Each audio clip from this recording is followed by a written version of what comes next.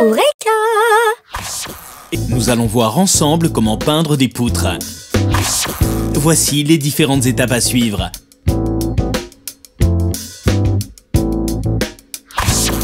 Vous aurez besoin d'une ponceuse, de bâches en plastique, d'un masque, d'un casque et de lunettes de protection, de gants, de papier de verre, de décapant en peinture, d'une brosse à peindre, d'un rouleau et d'un bac à peinture.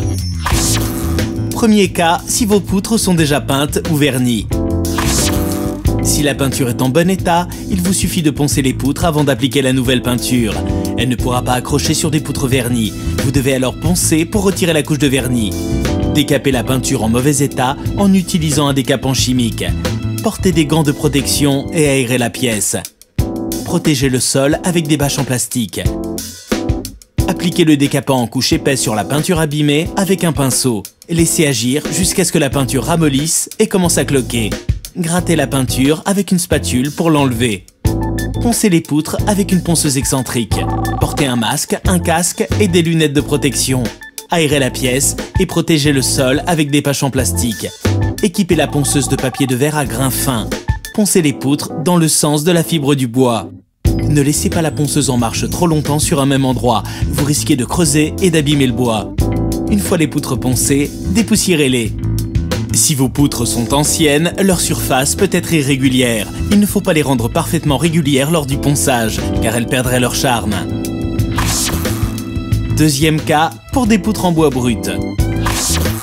Dépoussiérez les poutres et passez un chiffon humide pour les nettoyer.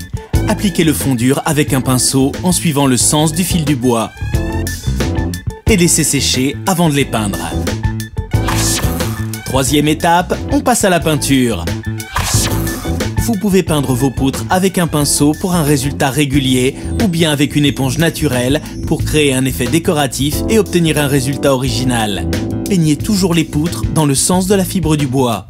Si vous peignez au pinceau, appliquez 2 fines couches de peinture.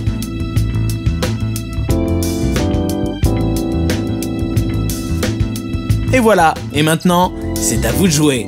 Sur Eureka.fr, vos questions sont entre de bonnes mains.